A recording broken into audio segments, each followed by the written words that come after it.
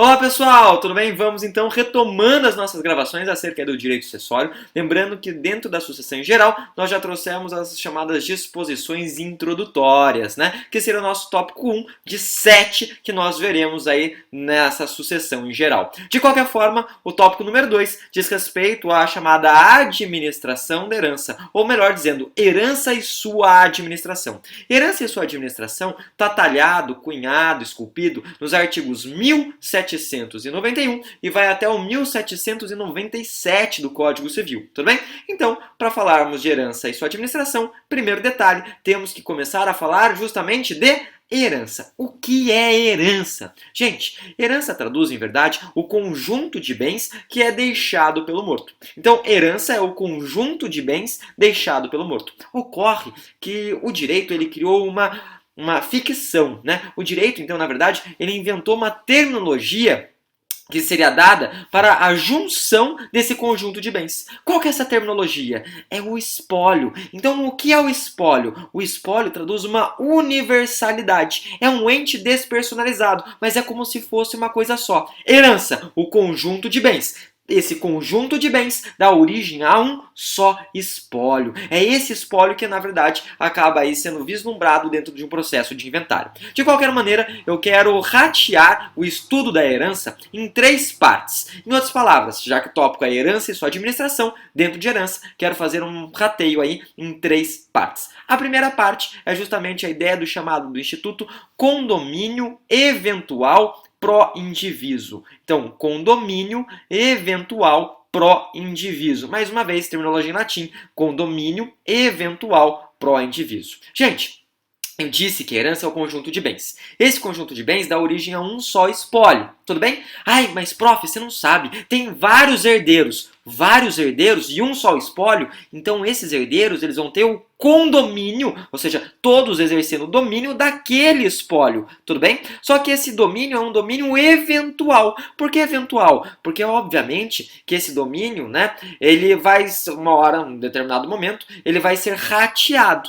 Cada parte terá, obviamente, o seu quinhão, a sua fatia. Então, esse domínio, na verdade, ele é eventual porque nós teremos o que? A partilha dos bens em momento posterior. Então, ele é eventual porque ele é um bem imóvel e indivisível. Então, o espólio é um bem imóvel e indivisível até a partilha dos bens. Isso se encontra tanto no artigo 1791 do Código Civil, bem como no artigo 80, né? Se eu não me engano, inciso 2 do Código Civil. Então, artigo 80 e 1791 do Código Civil, nós estamos falando do condomínio eventual para o indivíduo. Em outras palavras, o espólio é um bem imóvel e indivisível até a partilha desse bem. Um bem imóvel e indivisível até a partilha. De qualquer forma, nós temos aí 3 consequências, né? Ou melhor dizendo, 3 observações a serem ventiladas. Por que 3? Por que 3? Por que 3? Porque 3 é o nosso número mágico. Primeiro detalhe, se o espólio é uma coisa só e tem várias pessoas, teoricamente, vários herdeiros ali almejando-o, né?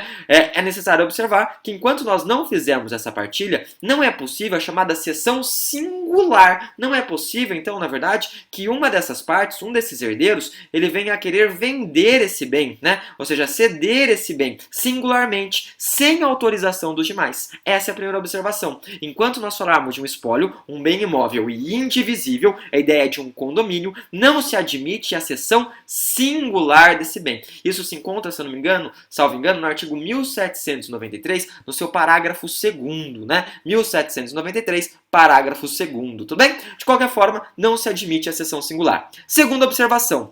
Entretanto, seria possível essa cessão se todos os herdeiros concordarem, beleza? Ou, por demais, além de todos os herdeiros concordando, se houver a autorização do juiz. Isso está no artigo 1793, parágrafo 3º. 1793, parágrafo 3º, que vai falar justamente acerca dessa possibilidade de autorização do the judge, né? Juiz. Bem, terceira observação. A primeira foi não admite cessão singular. Segunda observação, né? Autorização de todos ou do juiz. E a terceira é a ideia de um instituto chamado direito de prelação legal. Direito de prelação legal. Ou ainda, direito de preempção. Direito de preempção. E tem ainda uma terceira terminologia. Só que essa terceira terminologia, como eu disse, muitas vezes ela acaba não sendo aí pedida, né, perquirida. Por quê? Porque é uma terminologia muito fácil. É o direito de preferência. Então, vamos lá. Temos direito de preferência, prelação legal ou preempção. O que significa? Significa que se esse bem imóvel ele for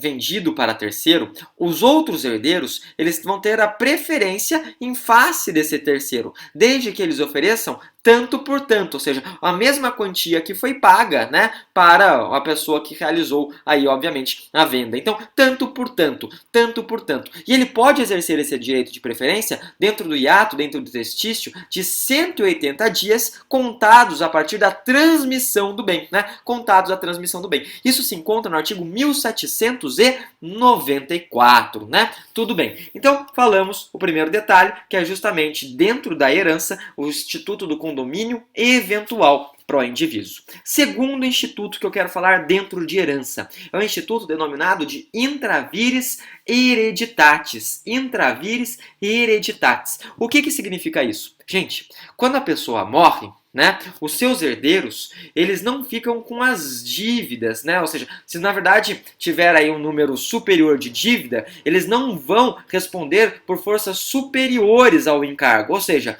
eles só vão ratear o que sobrar. Se sobrar dinheiro, então eles só recebem, né? Eles não ficam aí com os prejuízos. Isso é a ideia do intravires hereditatis. Tudo bem, sem nenhum entrave, né? Sem nenhuma dificuldade, né? O próprio artigo, se não me engano, 1795, ele já elucida isso muito bem no seu dispositivo, né? 1792, ele vai falar justamente isso, que não há a possibilidade do quê? De responder por encargos superiores ao valor da herança. Então, obviamente, esses herdeiros só ficam aí com os créditos e esses créditos vão ser rateados. Terceira coisa que eu quero falar com vocês, dentro de herança, diz respeito a quê? Diz respeito, em verdade, né, à ideia do inventário. Gente, o inventário ele tem que ser aberto de acordo com o Código Civil no prazo de 30 dias contados da abertura da sucessão. Então são 30 dias contados do óbito. 30 dias no momento que a criatura conhece o Criador, vê a grama nascer por baixo, veste paletó de madeira, dá o último suspiro, faz o desenlace.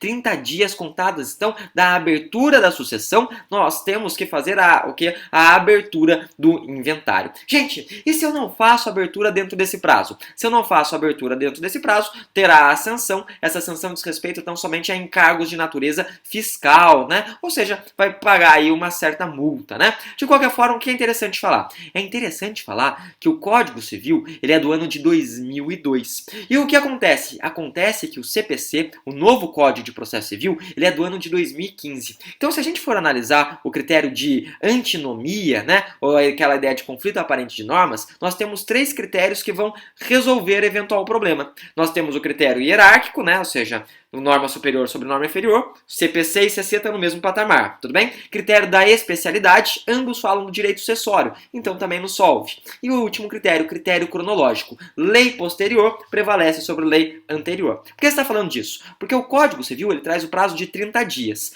Acontece que o artigo 611 do novo Código de Processo Civil, ele vai trazer um prazo de 2 meses. 2 meses, mais uma vez, 2 meses. Não são 60 dias, são 2 meses. Até porque nem todos os meses têm 30 dias, tudo bem? Então, em outras palavras, no prazo de 2 meses. Qual o prazo que eu aplico? Vou aplicar o prazo do novo Código de Processo Civil, porque é uma norma posterior prevalecendo sobre uma norma anterior. Então, a abertura do inventário deve se dar no prazo de 2 meses, contados a partir do óbito, contado a partir da morte. Última coisa que eu quero falar, dentro desse tópico, que é herança e sua administração, é justamente sobre a administração da herança.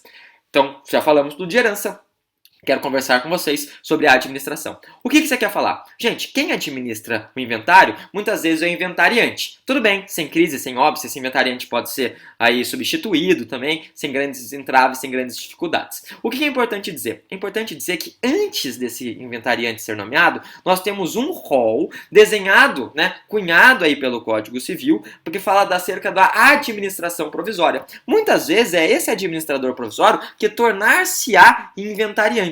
Isso está no 1797. O que acontece? O 1797, então, ele vai trazer as pessoas que vão ser, na verdade, nomeadas como administradores provisórios e tem grande chance de se tornarem posteriormente inventariante. É um rol exemplificativo, em razão, na verdade, do último inciso que nós veremos aí. Qual que é, né, seria essa a ordem propriamente dita. Primeiro detalhe, gente, quem que é o administrador provisório? O cônjuge ou companheiro. Aquela pessoa que, na verdade, já estava com um indivíduo que, obviamente, passou dessa para melhor e muitas vezes já exercia a função de administração daqueles bens, porque muitas vezes construíram esses bens conjuntamente. Ah, mas eu não quero falar do cônjuge ou companheiro. Então vamos para o segundo, né? Segundo inciso. O segundo inciso ele vai falar dos herdeiros. Lembrando, obviamente, que o herdeiro, né, ou seja, mais velho, ele tem aí a preferência sobre o mais novo. E notem, gente, isso não é uma coisa muito fixa, não é uma coisa muito rígida, porque muitas vezes o mais velho pode ser pródigo, né? Aquele sujeito que gasta imoderadamente seu dinheiro com mulheres rápidas e cavalos lentos, né? Isso, ou seja, torra o seu dinheiro, reduzindo-se à completa miséria. Nessa situação, em outras palavras, há a possibilidade de uma predileção até mesmo pelo mais novo. Então tudo isso acaba sendo valorado no caso em concreto. Tirando os herdeiros, quem que pode ser? O testamenteiro. Quem que é testamenteiro? Aquela pessoa que o indivíduo, antes de morrer, ele nomeou como o melhor administrador daqueles bens. Um exemplo que a gente pode citar, de certa forma, o indivíduo ainda que não morreu, é justamente o Silvio Santos. Silvio Santos deixou, na verdade, a administração da rede SBT para uma de suas filhas, se eu não me engano, a mais nova, porque ele reputa a ela, na verdade, a maior capacidade de administração daqueles bens. Que interessante, prof. E depois desses, né, pode administrar aí esses bens qualquer pessoa, de certa forma, nomeada pelo juiz. Então, um juiz ele pode indicar qualquer pessoa que ele entenda e repute que seja proba, que seja reta, né? Então, seria, na verdade, essa análise que a gente tem que fazer acerca da herança e a administração dos bens, dos artigos 1791 aos artigos 1797. Deixo desde já, então, para vocês, obviamente, um forte abraço, excelentes estudos, até mais, gente. Tchau, tchau.